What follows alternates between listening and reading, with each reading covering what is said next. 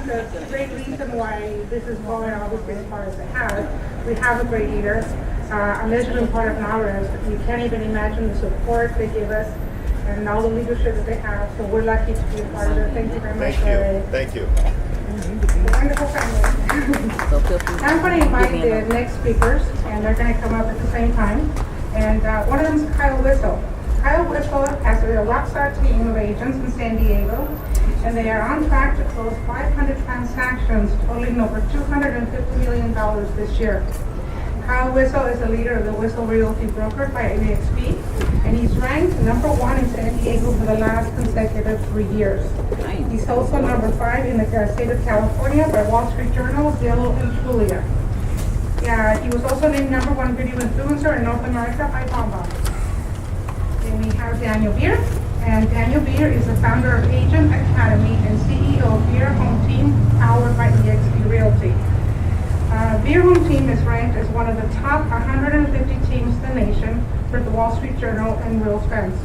While he was at Keller Williams, Daniel and his teams were the number 1 real estate team in the Southern California. Other recent awards include 831st fastest growing private company in America across all industries by Inc. 5000. Agent Academy is now the platform he uses to teach others to duplicate his success and build a strong, profitable real estate business. Please welcome Kyle and Daniel.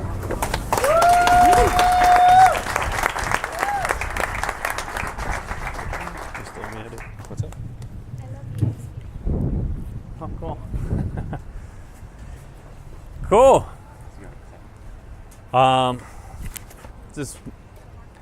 Is the mic gonna pick us up? Are we on yet? Back there now? Test 1, 2. Here. Thank you. And thank you. All right, so here we go. While we get this all sorted out, this doesn't work either, does it?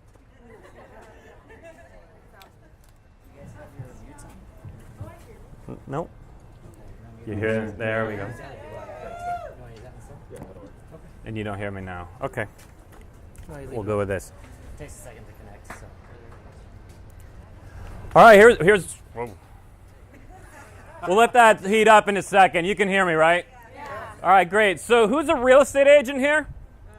Great. Just so we. Perfect. So here's what we're going to do. We're going to basically give the next hour and a half or so to you. Whatever it is that you want to work through, to workshop, to improve in your business, that's what we're going to discuss right now. We're going to go ahead and mastermind it together, discuss it. And one promise you get from us, however, is we will not talk about or discuss anything that we haven't personally experienced. So there is going to be no theory here. There's not going to be any, here's what I think could possibly work. Instead, we're just going to give ourselves to you like an open book, just like we do in our own private mastermind and growth platform that we're a part of, and pour into you completely. If you bring something up we haven't personally experienced, then we'll just simply let you know that's the case. So really, we just have to start with you and start getting some topics up on the board. We'll figure out where the majority of the interest is, and we'll just knock them out one at a time. Complete open book. I don't care if we're talking about how much we pay people, our split structures, hiring, marketing, anything. Who's first to start getting some topics up here? Lead generation, online lead generation. What works, what doesn't? Don't like using the mic. Who else? We have lead generation. What do you say? Callbacks, like what does callbacks mean? prospects, when you have them and they're not picking up, or So a lead management system to move people through a pipeline, right? So CRM / lead management. I'm going to stop turning this thing off. It takes a while to heat up. What else are we talking about today? Time management, blocking. Time management. Old school marketing. Old school marketing, what does that mean to you? Farming, door knocking. I mean, that stuff still works. Should you do it? Should you not do it? So old school marketing, meaning door knocking, farming. And should you, shouldn't you? What works? Great. Incorporating technology, today's technology into your business. It's still part of the old school, and so technology is. So how do you incorporate technology in your business? It's a big space, right? So is it that we want to understand what systems specifically might be the first, 3 or 4 key systems to bring into the business, how you would prioritize them, and how we might leverage them? Kyle will probably give you some great insights on that.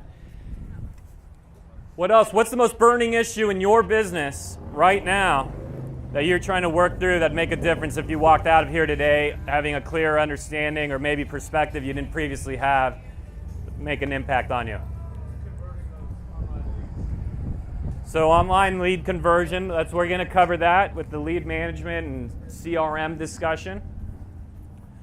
Great. Good. Anyone here have a team or building a team? So we want to maybe discuss talent, hiring team members. Okay. So maybe team structure or hiring a team, how you would prioritize, say, your first hire, your second hire, and then build out from there. We'll go with that. So.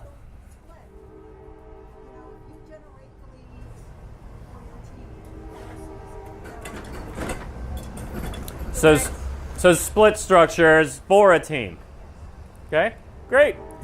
Why don't we jump in, and if anybody feels like there's something you'd want to add to that as we're going through this, it's not up there yet, please jump in. Also, Kyle and I would love to learn something today too. So let's make this a discussion among all of us, and maybe we could take something with us as well. So the more participation, the better. Where do you want to start? You know me. I'm all about tech, so I will share some of the stuff as far as tech goes. First and foremost, any phone number that you're putting out on marketing better be a textable phone number. If you put a phone number on anything that cannot be texted, you are losing business. I promise you. We have our office number on the MLS. I get a minimum of 5 texts a day to our office line. And the only place that number is on the MLS and on our signs. And we get texted all the damn time on an office line. They're not sticky ones. It's not sticky. It was a good try, though. Yeah. Now you got to figure out what to do with it. I'll rewrite it. So you need to make sure that any number that you put out there is textable. So if you are putting an office line out there, unless your broker requires it, stop. And stop putting 2 or 3 phone numbers on everything that you do.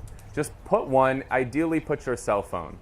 If you guys want to up your technology, the way that we run it at our office, Ring Central is where all of the calls come into, ringcentral.com, and that's our phone tree. So when somebody calls in, the number goes to Ring Central, and then a message comes on and it says, if you're interested in selling a home, press this number. If you're interested in buying a home, press this number, or if you're an agent, press this number, or to dial by name, press 8 or something, and they can dial by name.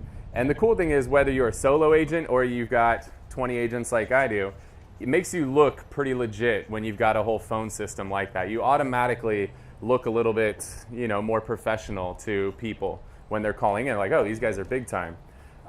Now, when somebody presses 1, that forwards out to me. When somebody presses 2, that forwards out to my team. When somebody presses 3, that forwards out to my listing manager. And then if somebody dials by name, it goes to that particular agent.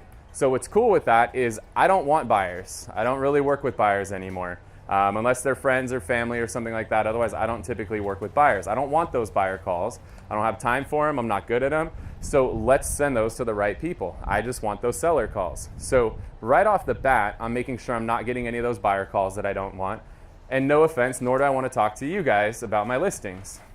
Dan doesn't want to talk to you about his listings. We have people in place to answer those questions. Dan hasn't even been to half of his listings, promise you. So if you're calling, asking him questions about, what's up with the leak under the kitchen sink, he doesn't even know the house has a kitchen sink. So we don't want to talk to you guys. No offense. Again, we love you guys. We would love to have your offers, but we have people on our teams that take those phone calls. So by having a system like that, you can make sure that you're not getting the calls that you don't want or that you're not equipped to handle. So then the next level of that is, does that ring my cell phone? No. We use another system called Call Action. And the website's callaction.co, callaction.co, not com, just co. This system is totally mind-blowing. It's one of the coolest systems that we've implemented over the last few years. What's great about Call Action is as soon as a call's coming in on that number, I get a text message. And it tells me, hey, you've got a seller lead coming in right now. It's pretty valuable to know before the phone even rings to know that that's a seller that's calling me. That's one of those where if I'm sitting down at dinner, I'm excusing myself to grab that call. Whereas if I was getting every single call, I'm not excusing myself from dinner because it might be one of you guys asking about the leak under the kitchen sink, which I don't have time for. So to know that that call is a seller before I ever answer the phone, super valuable. So I get a notification about a second before the phone starts ringing. Next up, when that notification comes in, I see it's a seller, so I'm going to answer it. Within that notification, there's a link in there. And I can click on that link, and it's going to have scraped every single data source on earth and get as much information as possible about the person who's calling me. In a perfect world, I know their name, I know their address, I know what they do for a living, I know how much money they make, I know how much their home is worth, how much they paid for it. I know everything about that person while I'm talking to them. So think about how powerful that is if you're on the phone with somebody and you have all of that data in front of you.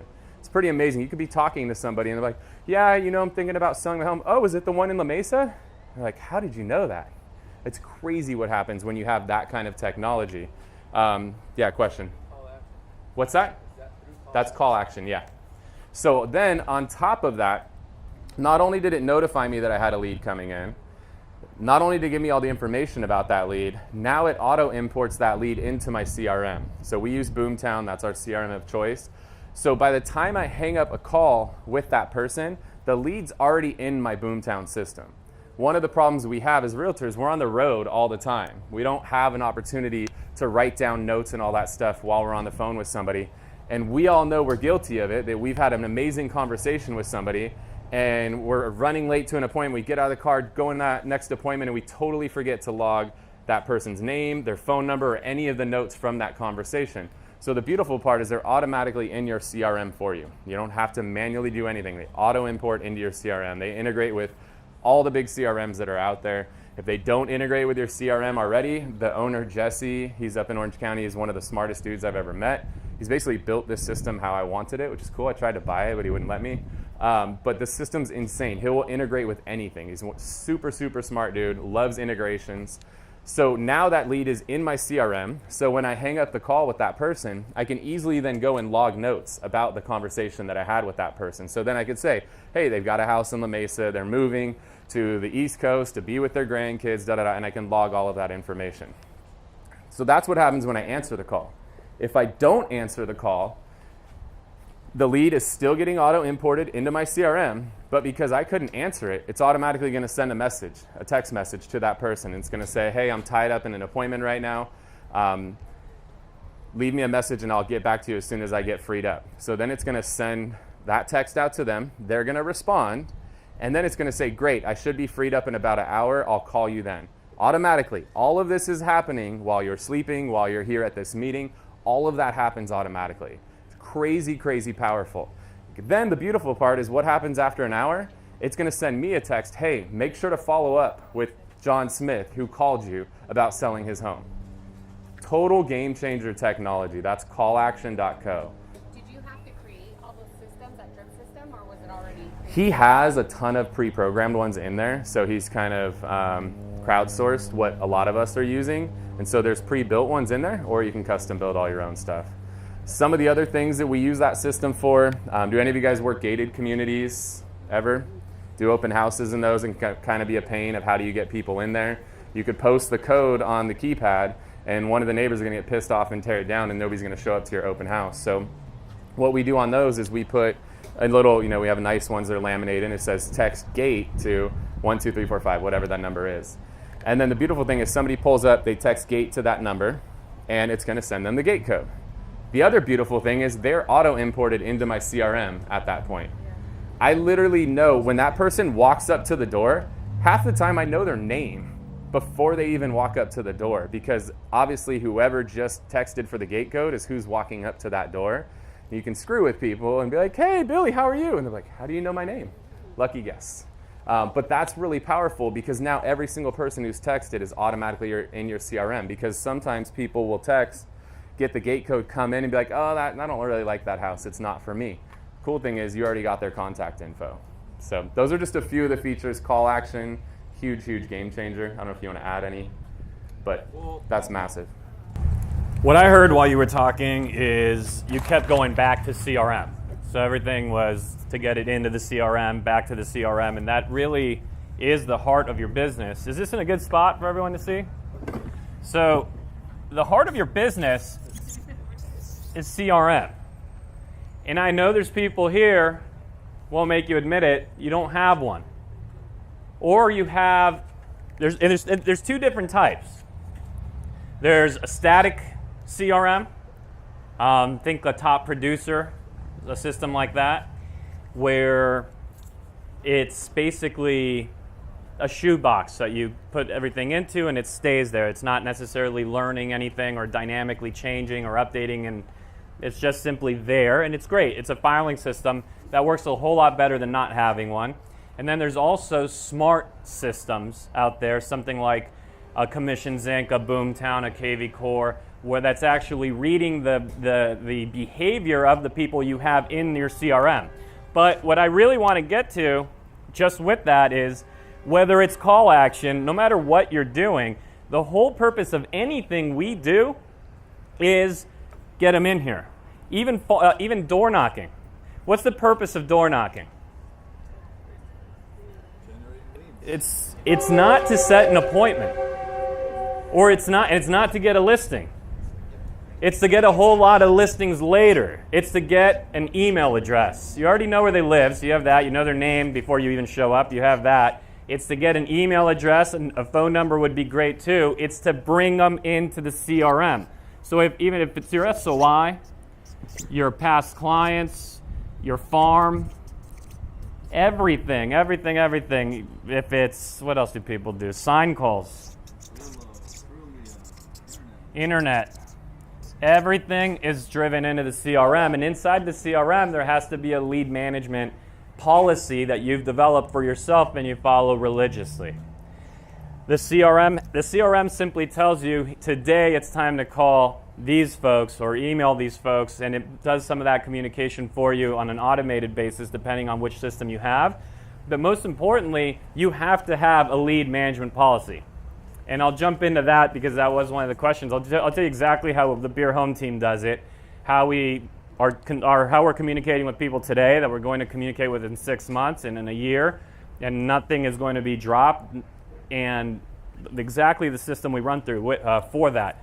I do want you to conceptualize quickly that so many of us jump in we all want to develop lead generation systems. We all want to jump into marketing. That's what's really fun.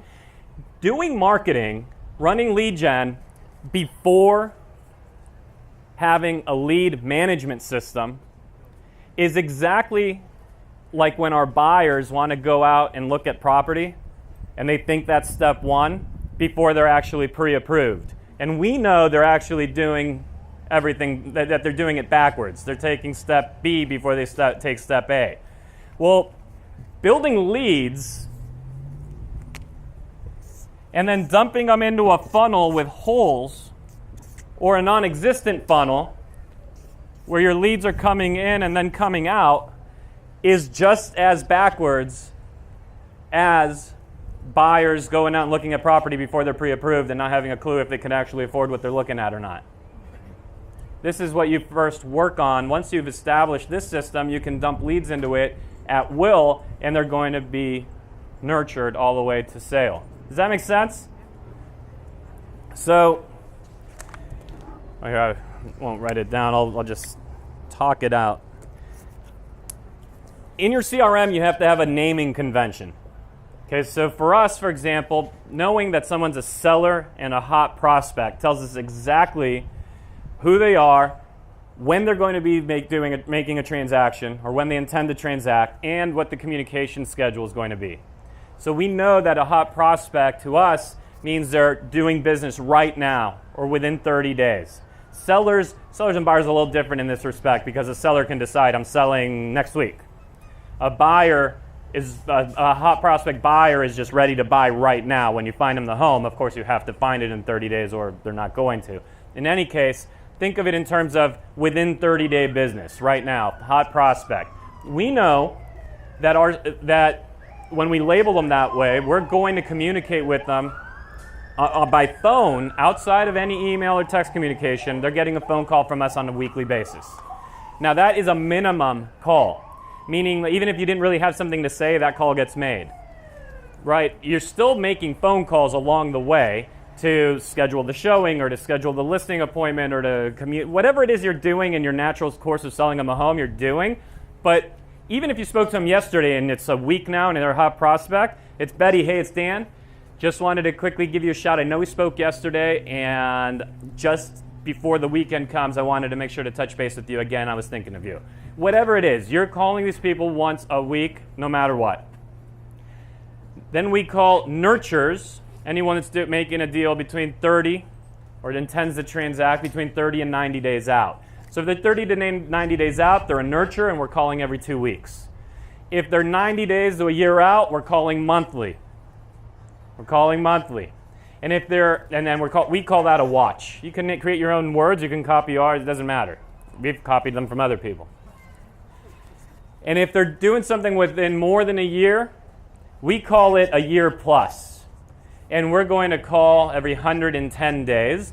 Keep in mind that everyone in our database is getting 2 educational video emails every month. So every other week they're getting an educational video email. Keep in mind that they are getting text message communication, social media touches. They're all turned into a custom audience and loaded into Facebook, and they're getting touched there. There's other touch points, but that is the minimum communication path for our folks. And that naming convention should tell you not only when they're going to transact, but how you're going to communicate. And yours could be different. It doesn't actually matter. What matters is that's happening systematically regardless of what else is going on. Okay? That within the CRM sharing with you exactly what you should be calling. Go ahead. So being the fact that you have a bigger team, do you personally call them, or how do you hand that off where they feel like they're still working with you? The question is since I have a bigger team, am I personally making these phone calls, or how do I hand it off so they're personally feeling like they're working with me? It's a complex question. They don't actually feel like they're working with me, by the way. They know that their agent is Joe, or that their agent's Brian, or their agent's Perry, or whoever it might be. For us, we have inside sales agents, what we call ISAs, right? So we have 2 ISAs, and they actually do all of the lead nurturing. Our agents don't actually get leads. Our agents get appointments. And our inside sales team, they're in charge of going from lead to appointment. So that's all they do. So that's how important lead follow-up is. That we have employees, salaried employees, that's what they do, is make sure that all those communication points are made. They build up the salesperson. You'd actually be amazed that what's your name? But when someone's speaking about you, Melissa, to the client and letting them know that Melissa's going to have you handled, she's great, she's actually one of the best at that. It's very easy for them to speak about you that way, build you up, build your authority rather than you doing it for yourself. That doesn't mean we all rush out and get an ISA, but the only thing I really want you to take from that is that when the time comes for you to have the right leverage points in your business, whether it's an ISA or a dedicated transaction manager, or a listing manager, whatever it might be that your business needs, these thoughts of, well, how will they hand it off? And, well, they're going to be upset I'm not calling. The answer is no. Yeah. The answer is no. And the proof of it is that you'll never find someone that has that belief system that sells as many homes as people that don't have that belief system. Okay? That's our lead management policy, as simple as it is. So that you asked for. And that's literally what we just run with. You can create smarter systems around it. Like now, an enhancement we've made to it is that if it's a hot prospect and we call and don't reach them, we actually call again the next day. But if we called and did reach them, then the call is a week out. And that's obviously because they're doing something right now, so we want to get a hold of them. Yeah. Sounds like you're mostly calling, not texting or emailing. We do very little in terms of, we text all, but it's going to be typically around an event or something else that we're doing. The text, I know some people do it. Some people, it's to me, we just really believe in the telephone. Yeah, we believe in the telephone. We do email, by the way. I mean, they're getting a saved search, right? So if a property comes up, right, all that stuff that everyone does. But the differentiator is, I guarantee you that we probably make more phone calls. Are you, if you're calling all the time and not getting the person, getting the voicemail, just keep trying again and again, or actually leaving voicemails? Waiting for The question is, if we're getting voicemails, do we keep calling again and again, or do we just keep leaving voicemails? This is somebody we've spoken to, right? Because actually, thank you for that. You've sparked a thought, which is the other side of the lead management policy is I've given you what we do with people we've spoken to. Now we're in this relationship. We know when they're going to transact. They have these statuses. There's other statuses that exist as well. A new lead comes in, we status it new. New in our CRM tells us we've never spoken to this person before. The second that call gets made, their status to contact attempt one. When that next contact attempt gets made, goes to contact attempt 2, all the way to contact attempt 7. After contact attempt 7, if we still have not spoken to them, they get tagged fishing pond. Fishing pond is a place where, when we have done all our follow-up, communicated with our clients, done what we need to do, we go in there and we prospect out of the fishing pond. Years of doing this, you end up with a healthy fishing pond.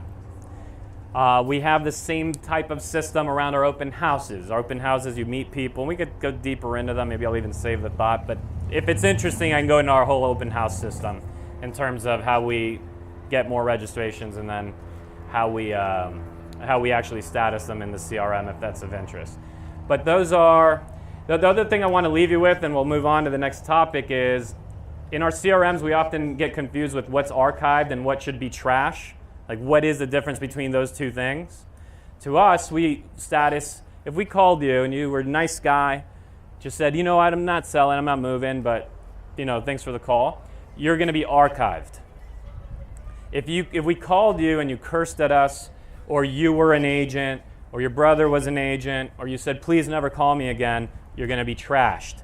The difference is that archived folks will still get email communication from us, while people in the trash will not ever hear from us again. Because we want the archived folks to, you actually will sell one day, you just haven't told me yet. Or you might decide to refer me to somebody. Okay? So that's what we call our lead management policy. Do we want to jump into? Do you want to hit on viral? Yeah. And core facts, yeah. Yeah, go ahead. Yeah, so I'll add a little bit. Again, we love tech, all about it. He talked about some of the things, how he said that they're emailing, like their archives, they're emailing everybody. There's a company, they're actually local in San Diego, it's called Viral Marketing, VYRAL, Viral Marketing. And I think Dan and I probably both started our video journeys working with Viral. And when you sign up with these guys, they'll build a blog for you. If you don't already have one, if you already have one, they'll plug into it. They send you a webcam, they send you some lights, a microphone, all this stuff. And the objective is that you record 2 videos a month, sitting at your desk, nothing fancy. You could sit out here, you could sit on the beach, on the pier, whatever. You just record 2 educational videos a month. And people ask, like, well, what kind of videos should I be sending to people? Any question you've been asked by a buyer or seller more than once, that's a video that you should send out to your database. So if somebody asks, what's a short sale? If somebody asks, what's escrow? What's title? Why do I need to get a pre-approval? Those are all very, very easy video topics. And if you work with Viral, they'll give you a list of like the top 100 topics. But we record 2 videos a month and we send those out to our entire database. And the cool thing is with Viral is Like Dan and I have video guys on our teams that do a lot of this stuff for us, but most everybody doesn't have that. So these guys, you just shoot a simple video from your webcam, from your cell phone, send it to them, and they'll dress it up and make it look really fancy. They'll do like a cool little intro or what's called a bumper, so it'll have like your logo and it'll come on the screen and look all cool. While you're talking, it'll like display your name across the bottom. It'll display text across the side with things that you're talking about. So it makes it look very professional just from a simple cell phone or from a webcam. And then they send that out to your database twice a month.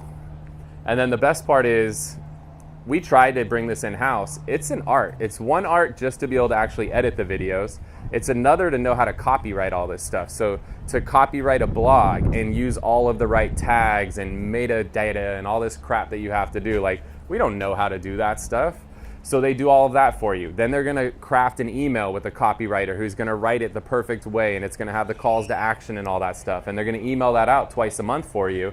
And then they're gonna send you a report every time they send one out and tell you, hey, of your 5,000 people, here's the 250 that opened it, and of the 250 who opened it, 125 actually watched the video.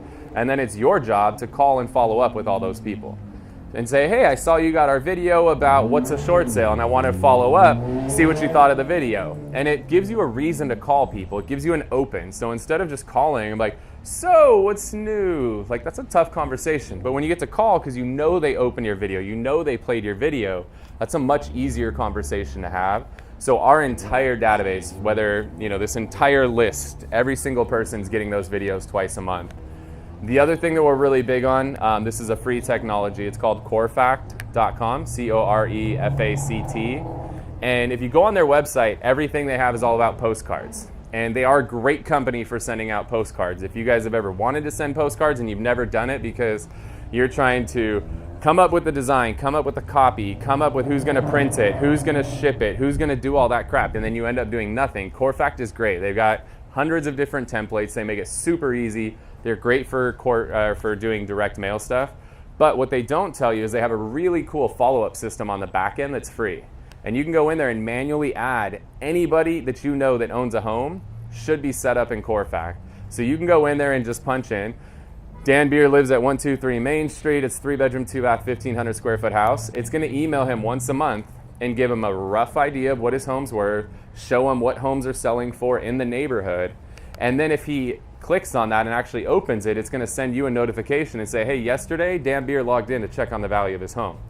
Those are probably the most important calls that I make every single day, because if somebody clicked a link to find out what stuff's selling for in their area, they're probably going to be making a move in the near future. So super free system, super cool, really good data, and it's another touch point once a month. So I mean, if you just do viral and CoreFact, that's 3 touches a month, every single month, whether you make a phone call or not. Obviously, you should be making the phone calls. We use essentially this exact same program. But you've got those emails going out every single month, 3 times a month, giving people the data that they want. So those are just a couple systems to add in there for you. Why don't you share, Kyle, just knowing you, having been to several things like this with you, you're doing really you're doing really interesting things with video. So like they mentioned during the introductions, you were named the #1 video influencer by BombBomb.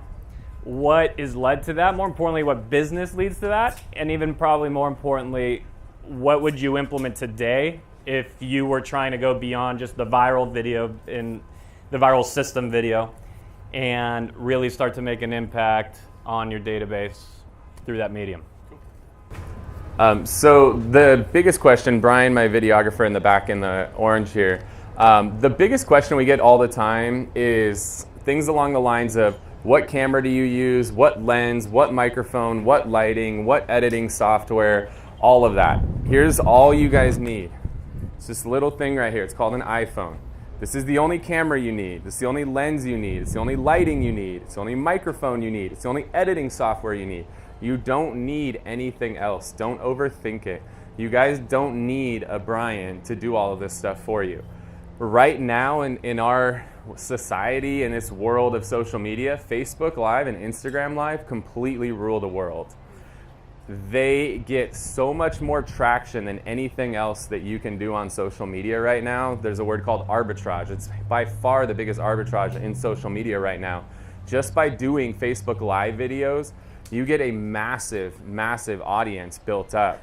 So what are some of the things that you guys can do Facebook Live stuff on? Well, one, if you have listings, yes, you can do a Facebook Live and tell people about your listing. But the advice I'm gonna give you is do not tell people what they already know. So do not do a Facebook Live and walk through a property and say, this is a beautiful 3-bedroom, 2-bathroom, 1,500 square foot home. Like, they can freaking read, okay? They know that. Tell them something they don't know. Like, tell them something cool about the home. Tell them about the history of the home. Tell them about the park that's across the street. Tell them about how they're 2 blocks away from the pier and how they can go have, go fishing on the pier, go have a dinner at the restaurant, or they got the amphitheater where they can go watch concerts. Tell them that kind of stuff. Tell them something they don't already know. If it's on the MLS, they already know about it. Tell them something that's not on the MLS. Help them understand what makes that property unique and why they should buy that property. So that's if you're doing property videos. The big thing we talk about a lot with videos, you got to be consistent with it. Come up with some sort of idea, some sort of show that you can do on a regular basis. So one of the shows we've done in the past is called Santee Saturdays, and we went around and interviewed local business owners every week and put a video out every single Saturday. We did everything from the restaurant to the hotel owner to the guy who sells fishing gear out on the pier. Go around and just interview all the local business owners and just help people in the community see that, one, you're tied in with the community, 2, build a relationship with that business owner because you just did a video that got thousands of views for them, and 3, you got in front of your audience and you were able to tell them that you're a realtor, but not just get on there and tell them, hey, I'm a realtor, I'm #1, work with me, I'm the best. Like, nobody wants to hear that shit. So get on there in a way that they actually care about and give them content that they actually see as being valuable. Don't do the same thing as every other realtor who's standing in front of their listing. 3-bedroom, 2-bath, 1,500 square foot home. Do something different. So you could do something like that. There's a lot of people who've come up with unique ideas. I love alliteration. So doing like on Mondays, doing like the Monday Mortgage Minute, Tech Tuesdays, 2-Minute Tuesdays, Wine Wednesdays, like come up with some idea and do a show every single week. And again, you don't need a videographer. You don't need anything special. Just use your cell phone. That's all that you guys need, but do it via Facebook Live. Don't record it and post it. Do it via Facebook Live. Facebook is running television ads for Facebook Live. They're essentially trying to take your eyeballs off of your television and put it onto your phone. And if you follow through and do Facebook Live videos, which is what they're trying to get you to do, they're going to reward you by showing your videos to more people. The series that we run right now is called East County Eats, and we put out these killer videos of different restaurants around town. They're like a mix of diners, drive-ins, and dives mixed with like Thrillist and Tasty. And they're killer videos, but we're at these restaurants for like 2 hours filming. Then we go back and Brian spends like 6 hours editing these videos. Then we post them, we pump money behind them so that we can get traction. We get maybe 20,000 views a week on those videos. While we're at the restaurant, I shoot a simple Facebook Live with my cell phone, and there's no preparation, there's no editing, there's no money put behind it, and we're getting like 5,000 or 6,000 views with no money, no editing, nothing. So don't see what we're doing or what other people are doing with super fancy videos and think you have to do that same thing. Facebook Live with your cell phone, it's all you need when it comes to video right now. That takes us really nicely into differentiation, right? Because we're talking about marketing. We heard him talking about doing something different. This is really one of the gifts I think I could leave you with is how you create a differentiated business. That's really the challenge we have. I mean, we have this very highly commoditized business or industry where there's tremendous commission pressures. And one of the reasons why, there's several reasons, but a couple of the core reasons first starts with the terribly low barrier to entry that there is for our industry, where anybody that has a pulse gets licensed. That's issue number one. And then the second issue being that because of that, we all start saying the same things and sounding just like one another. How many of us have ever told to a seller, we're going to get you the most the market will bear in the shortest amount of time? It's like there's just this thing that agents say, and there's a bunch of other just things agents say. And the real key to surviving in this business as we move forward, and particularly into the next market cycle, and as there's more Wall Street money and more Silicon Valley money and more commission pressure, the key to being able to survive is going to be our ability, or really your individual ability, to differentiate yourself from everybody else who's here. That's the game. If your listing appointment sounds like the next person's, you're not going to go very far. If your website, if your tagline, if your anything just sounds like the next, if your expired script sounds like the next, you are just another one of the 23,000 agents in town. I'm not speaking to you, I'm speaking to myself. And whenever I talk about this subject, it's a reminder of why I spend so much time on creating differentiation. And I'll share with you, I'll teach you the exact framework that we use, and we actually just revamped a couple of our presentations because we started seeing that what was once very unique started to get copied, and we knew we needed, okay, we have to change again. And that framework I'll teach you here right now. So, you can see this isn't in the way? So I'll need this. All right, so whenever we're going to work through a system that we need to sound different and different than everyone else, and again, actually, before I even jump in, any of you read Blue Ocean Strategy? Yes? No? It's a fairly good book, but you don't really need to read it, because here's the whole book. The core concept's powerful, especially in mature industries. And ours is beyond mature. Ours is becoming commoditized. Especially in mature industries, what you have is red bloody waters, where everyone looks and sounds the same. Everyone's fighting for the same dollar, the same client, the same message, and the winner is just, oh, I was prettier, or you liked me better. That's not a great business plan. I connected with them better. Not a great business plan. And so those waters, because there's so much competition, the book says, those are red oceans. They're bloody red oceans. But over here, there's blue oceans, clear oceans, where there is no competition. And so what framework we'll go through is how can you step out of these red bloody waters and jump into the blue ocean. Now, some warnings about the blue ocean is that if you're not willing to be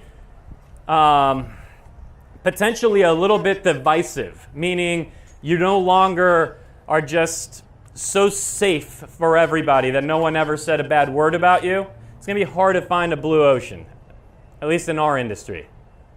When the goal is to have everyone like you and everyone loves you and you serve everybody, then you really don't serve anybody. So the way we find that is we spend time thinking about, in whatever capacity, it could be your listing presentation, your buyer presentation, it could be the way you hand off to your transaction coordinator, whatever. You spend time thinking about, what do they do? What do they do? How do they find homes? How do buyers find homes? Well, they find homes. You literally go through this brainstorming session. I'll let you go through. We literally go through this brainstorming session. So, well, they look online. They find homes on MLS. They're on Zillow. Their agents just scouring MLS. They're sending them automated email alerts. The buyers stumbling into open houses. On and on and on. And you're really just brainstorming this. Interestingly enough, with what they all do, all the masses of agents, what they all do, with each one of those points, there are pain points associated. So you brainstorm, what do they all do? And then, what are the pain points? What are the pain points associated with just going from open house to open house? Well, you're often not looking at what you're really even in the market for. Sometimes it's a waste of time. You were looking for a downstairs bedroom, but there isn't one. What are the pain points around? You have to look at homes on Zillow because that's the buyer's experience. Well, the home might actually be sold. You get the point. So in the frustration, get into the emotion. Find the emotion, the pain associated with what they all do. Then the key and the challenge is to take those pain points and create your differentiated process. So this is going to be your unique process.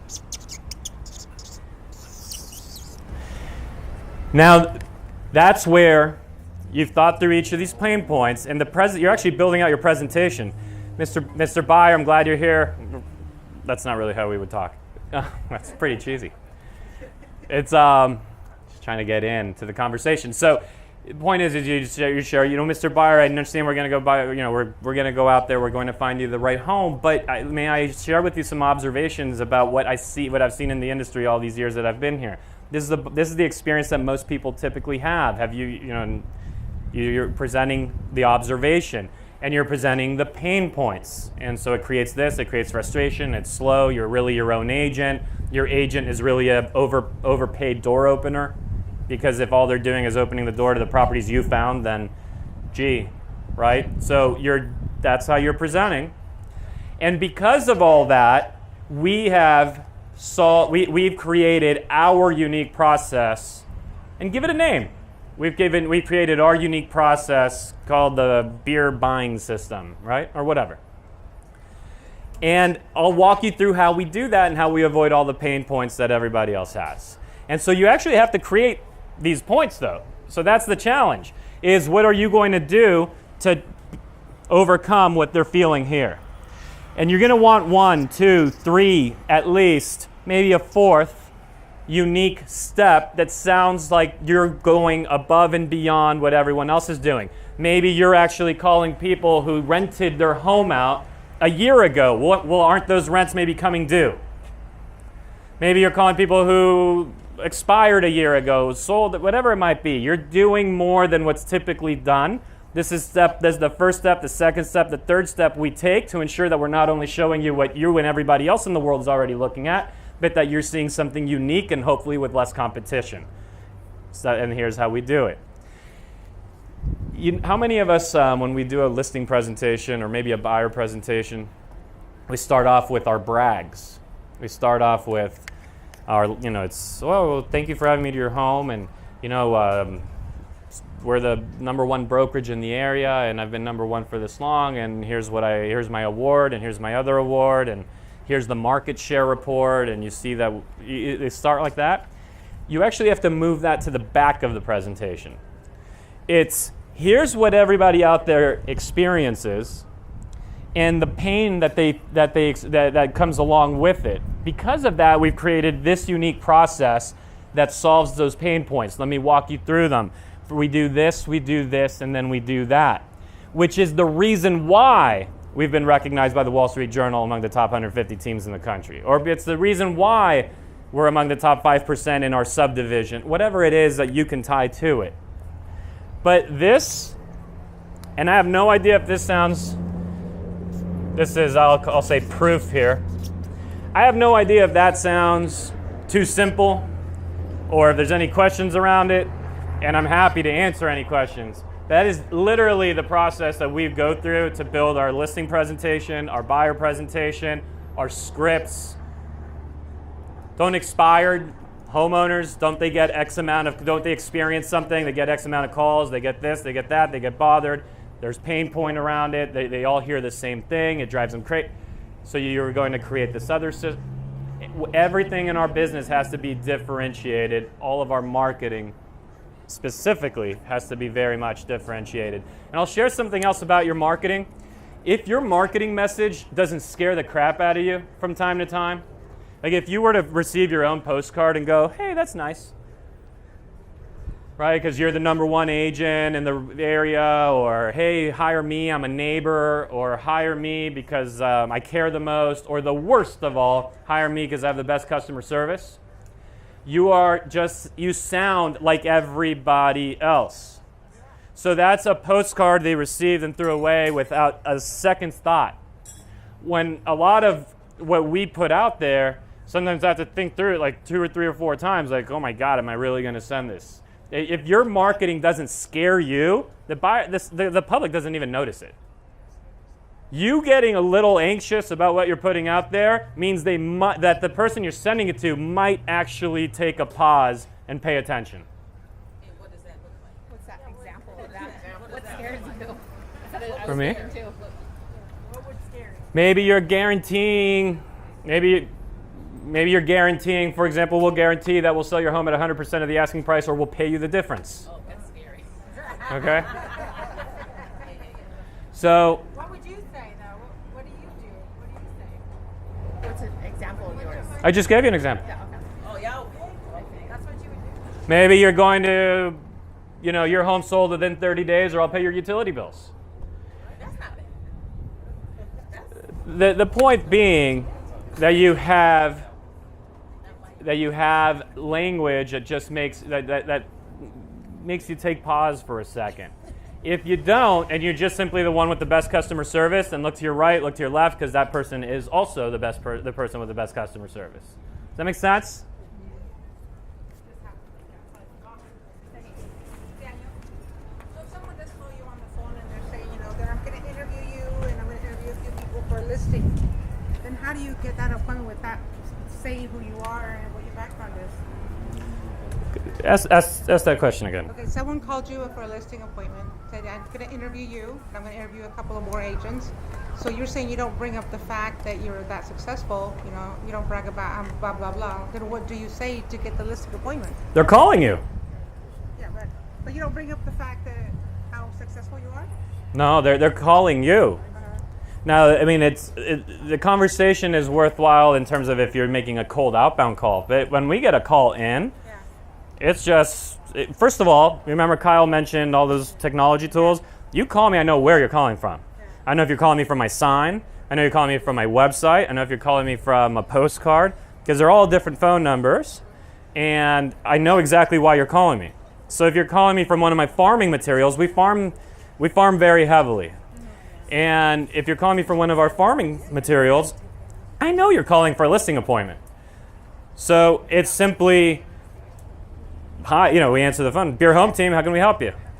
And you're gonna say, hey, we're thinking of moving. And say, wonderful. So what's your name? What's your email? I mean, we're just going right into the appointment. Name, email, phone number, great. And we're qualifying it. And what's your timing? We just go right into qualifying mode. They're calling you. You don't need to sell them on anything. It's actually the biggest challenge, right? Is get them to call you, which is why you need your marketing to sound different. Once they're calling you, it's changed now. It's changed now because we've just been in a market where sellers think that it's such a easy time, even though we know, or I hope some of us know, that things are changing, that inventory, there's over 7,000 homes on the market today when only 5 months ago there were 4,000, that interest rates are a point or so higher. It's changing. But we've been in this market for so long that sellers have started to change their attitude a little bit. But go back 2-3 years ago, because of the language we use and because of the consistency that you have to use in your marketing, show up, and when you get that come list me call is what we call it, and you'd present and you'd go through something like this and then get to the commission piece and you'd let them know it's 6%, literally people taking a deep breath, oh thank God. I thought it might be 8. When I started hearing things like that, it blew away limiting beliefs that I was holding still. Now, How frequent do you farm, and how do you do it? By mail? By door-to-door? Delivery? farming.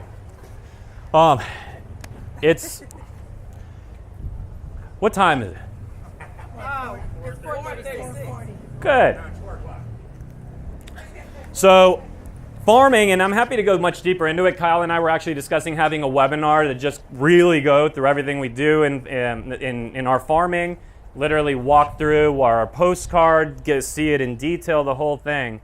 But we farm 32,000 houses every month. Now, we started, here's the key. Anytime you hear like people talking crazy like I just talked, the key is to really know that they didn't start there. Started with 2,500 homes. Okay.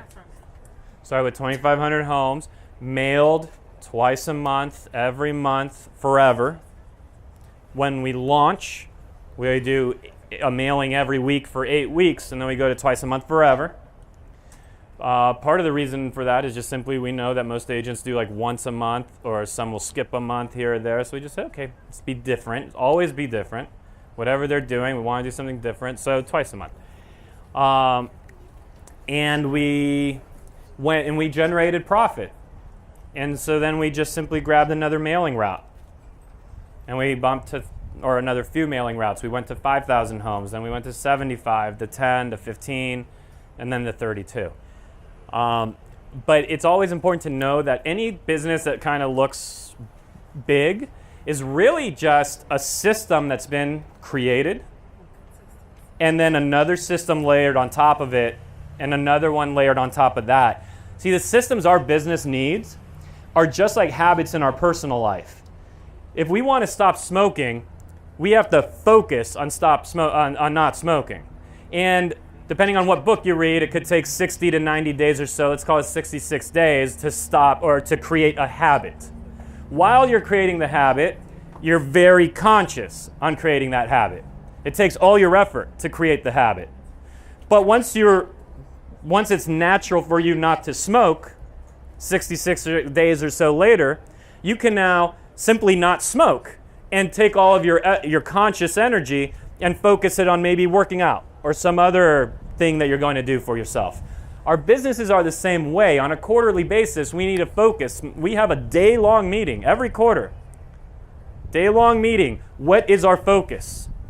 What habits, in other words, our businesses are like us. They need to build habits over a period of time. What habits, what systems are we going to build this quarter? And when we build, if it's that you're going to prospect every morning, whatever it is, it's going to be hard. It's going to be you have to really focus on doing it. But once it becomes a habit, you now focus on that next thing that you're going to layer on top. And then the next quarter, you're going to layer something on top. Over time, in the beginning, it feels very slow. But suddenly you look up and you've stacked enough systems one on the other that the majority of the people in this industry without very much attention span have not nearly had the discipline to do what we just discussed. And your business is fundamentally now different than the average business. But we have to build, the systems in our business need to be built into habit just like anything we're trying to do in our personal life. Commission splits. That's up here. Commission splits are up here. We're going to give Kyle the mic though. Yeah. Question on the mail pieces. EDDM or direct mail? We do. He's asking, do we do EDDM or direct mail? We do both. But the majority of what we do is EDDM. When we use Corfac, that goes standard. We're gonna get you guys. We're gonna just want to do this thing or no? Webinar? Yeah. We'll get you guys a link to a webinar, and we'll go through a full hour on just that, A to Z. Okay?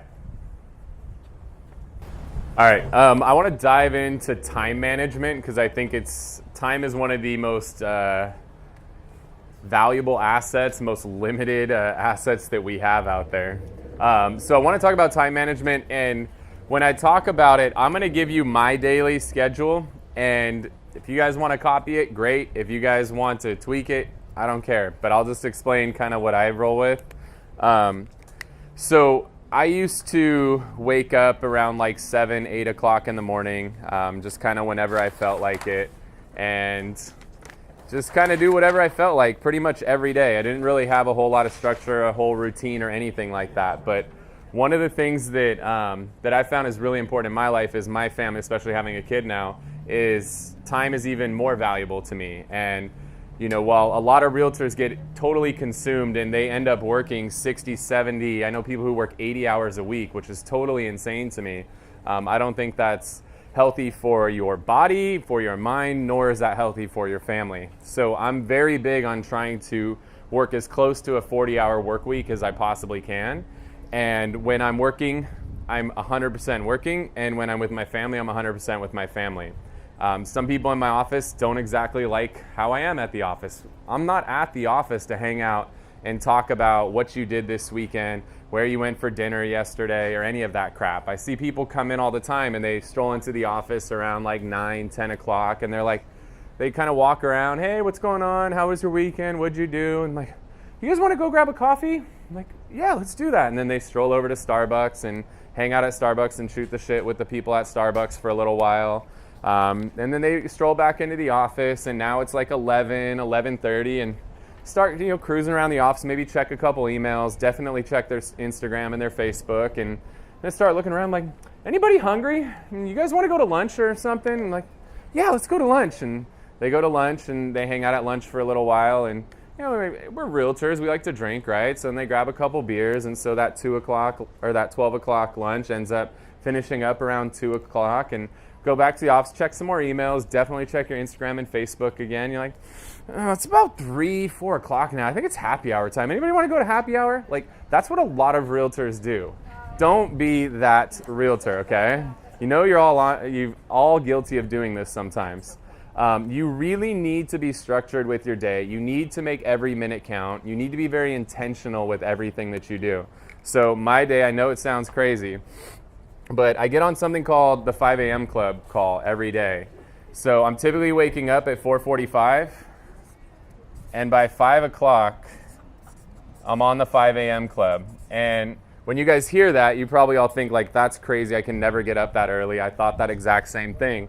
But like Dan talked about, it takes, most of the studies say 66 days to build a habit. The first 65 days were brutal. By day 66, it just became routine. I don't even set an alarm anymore, automatically wake up at that time. You go through some growing pains as you go through it. You figure out, how do I not wake up my significant other? Well, I've learned that watches work as great alarms. I actually turn my phone off and just use my watch as an alarm, and it just vibrates, and that's enough to wake me up. And that way, because you wake your significant other up at 4:45, they're pissed off at you. They don't want to be up that early. So I use that, gets me up, hop on a call, 5 a.m. club. It's a 5-minute call. There's a guy named Sharon Srivatsa. He's up in Orange County, super brilliant dude, just sold Telus properties for a ridiculous sum of money to Douglas Elliman. Really smart dude. And it's just a 5-minute motivational message. Tells a story about something in his life, gives you a little motivational message just to get your brain turned on. It gets your mind going first thing in the morning. As soon as that's done, I hop on. I'm really big on time management and minimizing wasted time. So I recently bought a Peloton bike. If you guys aren't familiar with it, it's a spin bike. It's really expensive, and people are like, I don't want to spend that much money. It's totally worth it, especially if you have kids, because the beautiful thing with this Peloton, I've got a group of like 15 people that we ride together every morning. And I get this exercise, and I don't have to waste any time driving down to a spin studio, driving down to a gym. I can hop on it. You're going to buy one. I know. I'm like, he has me. Right? It's a beautiful thing. And what makes it so cool is it's a spin bike, but it's got this gigantic 22-inch monitor on it. And what's cool is you can ride against your friends in real time. It's like being at a spin class together, but nobody had to get in their car and drive down to a spin studio to do it. They're doing the classes live from studios in New York and LA and all of that stuff. And you get to feel as though you're right there in the class, and it's kind of competitive. For those of you guys that are competitive, it really pushes you to go a little bit harder on that stuff. So I typically hop on that at 5:30, finish up with that around 6:30. And then that's family time, usually for about an hour. And so that's when my daughter's waking up, my wife's waking up. So the cool thing is, by this point in my day, the 5 a.m. club gets my mind turned on. Riding the Peloton, or if I choose to go to the gym, that gets my body turned on. And then the hanging out with my family turns my heart on. And so by 8 o'clock every morning, like, I am 100% awake, I'm ready to go. I'm not strolling in the office like, oh my God, I need a coffee, I can't wake up. Like, that's not happening. I'm not hungover. It's a beautiful thing. So then I hang out with the family for a little while, and I get to the office by 8 o'clock. Anytime I'm in the car, I don't really listen to music anymore unless I'm with somebody else in the car, and even then, rarely am I listening to music. So when I'm in the car, I'm always listening to podcasts, webinars, videos on YouTube, anything like that. Something I've become a big fan of lately is, if you guys have any Alexa-enabled device, any Amazon Echo, anything like that, they have something called a flash briefing. And you can just go on there and say, hey Alexa, play my flash briefing. And it'll play little like 90-second clips from some of your favorite people out there. So Tom Bilyeu, who does impact theory, Gary Vaynerchuk, who does everything. Harvard Business Review is one of my favorites. And so on my little like 5-10 minute ride into work, I'm getting quick little like 90-second messages from all these people that's just getting me even more pumped up, getting me motivated so that when I get to the office, I'm ready to rock. So it's my daily flash briefing. All right, then in our office, we do a huddle every morning at 8:15. And the huddle is, we do it via video chat 4 days a week. We do it in person 1 day a week. And we get on there and we do a variety of things. On Mondays, we go over how we did on our goal from the week before. Tuesdays, we set our goal for the week to come. Wednesdays, we do it in the office and we go over all of our numbers. So we're going over how many conversations did we have, what was our conversation to appointment ratio, our appointment to contract ratio, all of that stuff. And as a leader of the team, I'm looking at those numbers. You guys should all track your numbers. I'm looking for where the kink in the hose is. Where can I, ease up a little bit and figure out where we need some help. So if I see that we're not having enough conversations, in that huddle, we're going to talk about some motivational stuff and the fact that we actually need to get on the phone. If I see we're having the conversations, but we're not setting enough appointments, then we need to talk about the scripting that we're using to actually set those appointments. And then if I see if we're setting appointments, but we're not converting those appointments into contracts, now we got to talk about the actual appointments that we're going on. So it's really valuable to track the numbers. And then on Wednesdays, we go through that. On Thursdays, we have our vendor partners, so our lenders, our escrow, our title, all that stuff. They call in on Thursdays and give a little message, just giving us something important that we need to know about what's going on with loans, what's going on with escrow, what's going on with title. And then Friday, a lot of my agents love Fridays because it's just stump me with objections. So on Fridays, all the objections they've had throughout the week that they got stumped on, I just tell them to write those objections down. And on Fridays, then they can hit me with those objections. So what I've learned as running a team over the years is that if every single time an agent has a need, I stop what I'm doing to go help them with what they need, I'll never get anything done. So they've learned if it's not urgent, write it down. And then on Fridays, we can go through all those objections and they can ask me and I'll handle all those objections. So that's at 8:15. 8:30, we role play. And so that's where we all hop on the phone together. We go through different scenarios. One of the things I've learned over the years is if you try to role play, let's say Dan and I are like, cool, we're going to role play every day at 8:30, and it's just him and I, we maybe will last a week, maybe a week and a half, 2 weeks if we're lucky. It always falls apart when it's only two people. So all of our role play is done in a group environment, and everybody calls in, and we might have 50 people who are supposed to call in. You're lucky if you get 5 of them to get on that call every single day. But by doing it in a group format, we ensure that call happens every single day. And we call in, and one person's the buyer, one person's the agent, and then everybody else listens. And what we found on role play is that it's very different being the agent versus being the client versus being an observer. You hear it 3 different ways. So it's really valuable to be in each of those different roles because now you're going to have different types of feedback. So we do a role play. Everybody offers feedback. We do a second one. We can usually get 2 done in 30 minutes. And if you guys aren't role playing, like everybody's always worried, I think online leads is one of the biggest ones up there. You need to role play. You need to practice. One of the things Dan and I have come up with recently is we work in an industry where we have the ability to make NFL money. I mean, you can make millions of dollars a year in this industry. But if you want to make NFL money, you've got to put in NFL effort. And you've got to practice like you're in the NFL. I mean, those guys are working their ass off right now. The season doesn't even start until, another month or 2 down the road. And those guys have been working this entire off season. An average NFL player puts 2,000 or 3,000 hours a year of practice in for 16 hours of game time the entire year. They make their money for that 16 hours that they're actually on the field. But 2,000 to 3,000 hours of practice to get there. And there's people that bitch about getting on a role play call for 30 minutes a day. If you want NFL money, you need to put in NFL effort. And you need to role play not only on the phone, but you need to role play your presentations as well, because it's great to find out how to go and generate all these leads. And then it's great to practice on the phone and be able to convert those leads into appointments. But then if you go to the appointment and shit the bed because you don't even know what to do, it's all a waste. So you need to not only practice your phone conversations, but you need to practice your appointment conversations as well. So you need to role play all of that. And then from 9 to 11, we prospect. And I don't give a damn what they do the rest of the day. If I can just get these first few hours here, we're golden. And what I've learned is prospecting in the morning is the only way to do it. Because one of the sayings that stuck with me my entire career is the phone gets heavier as the day goes on. If you try to say, oh, I'm going to prospect at 4 o'clock or at 5 o'clock, the probability of you actually following through and doing that prospecting is so low. There's so much shit that happens throughout the day. Escrows that go awry, kids are sick, pets are sick, anything like that. There's a very low probability you're going to actually get that prospecting done when 4 or 5 o'clock rolls around. So make prospecting one of the first things you do every day. And hey, 4 or 5 o'clock rolls around and you got some time, you don't have appointments, cool, do some more prospecting. But this morning routine, this is everything.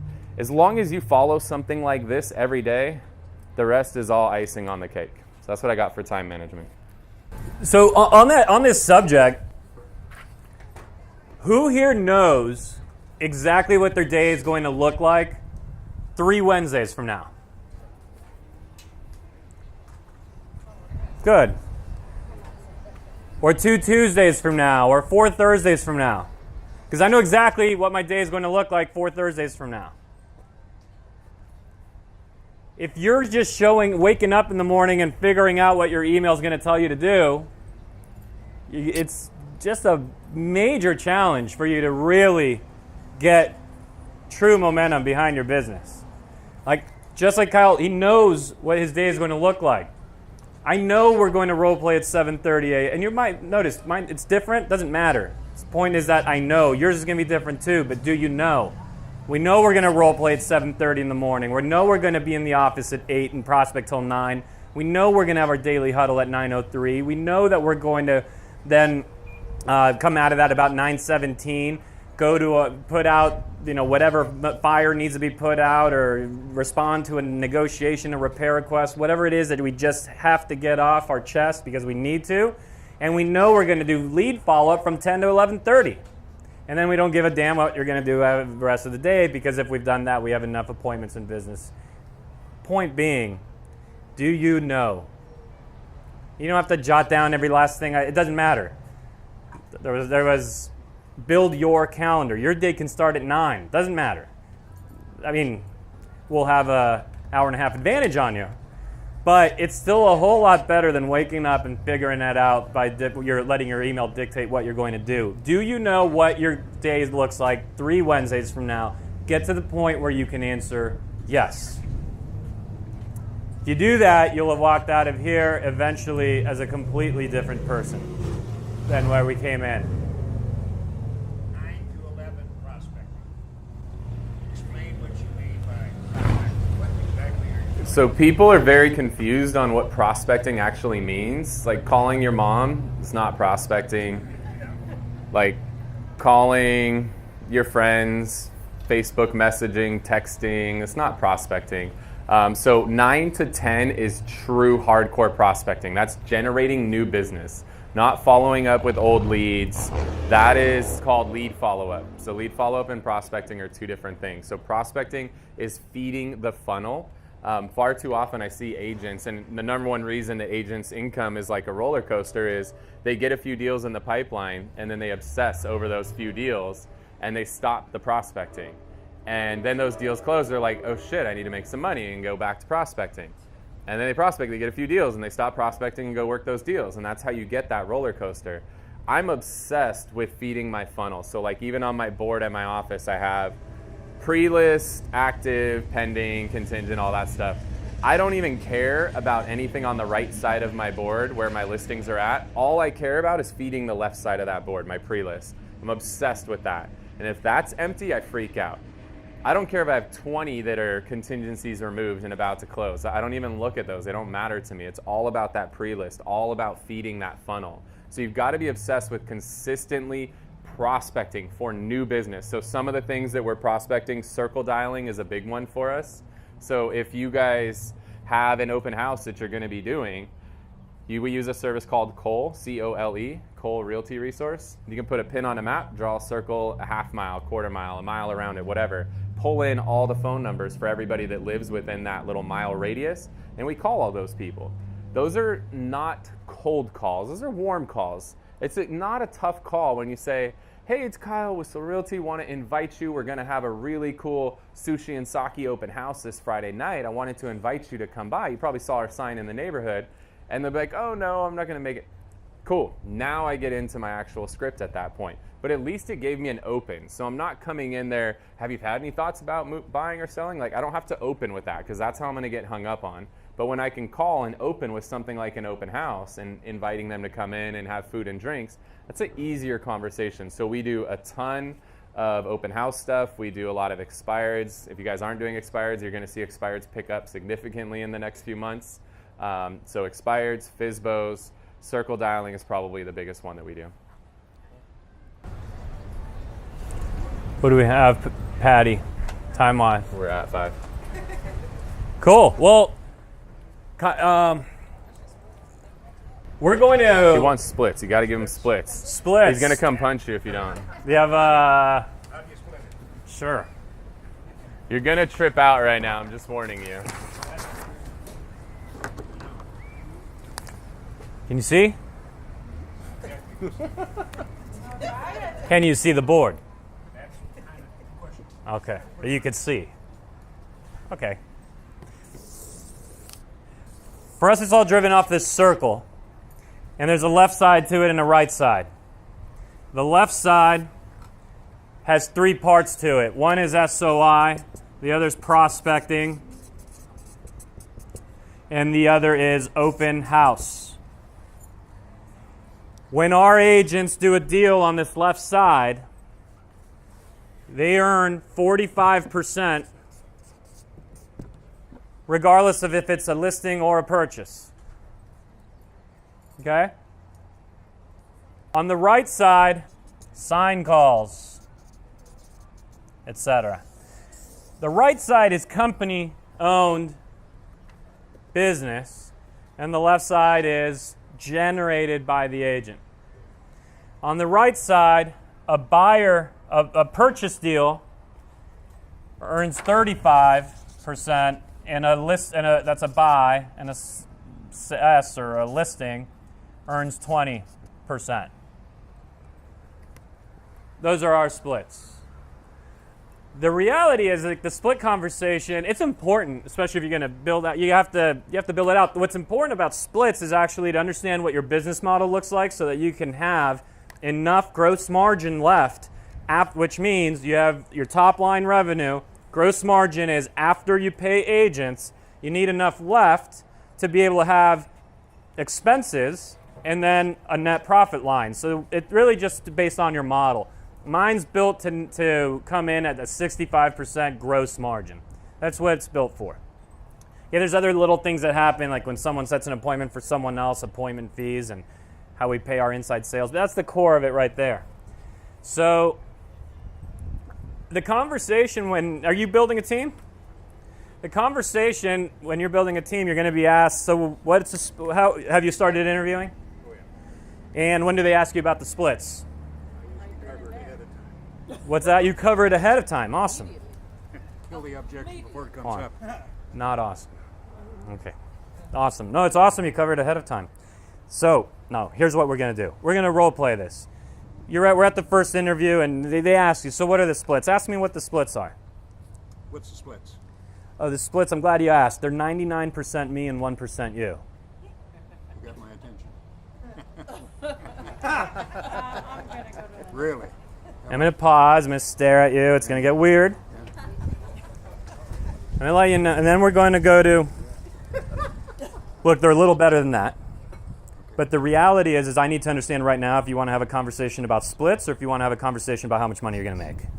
Because I've never been able to put a down payment with split. I've never been able to even buy a hamburger with a split. I actually had to show up with cash.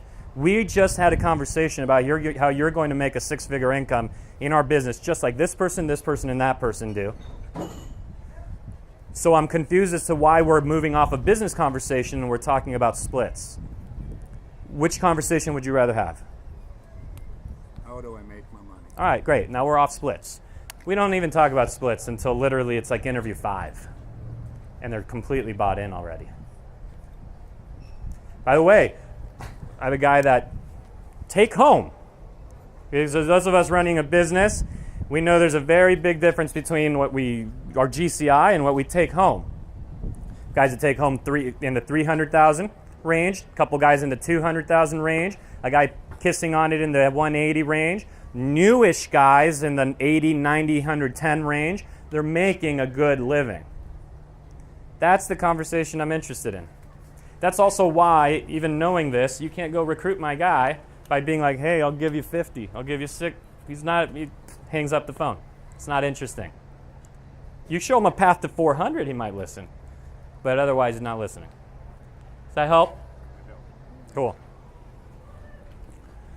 All right, Patty, that's the time we have. We're gonna get everyone we'll come up with something. We'll get everyone a link out. We're gonna do a hour-long webinar on farming.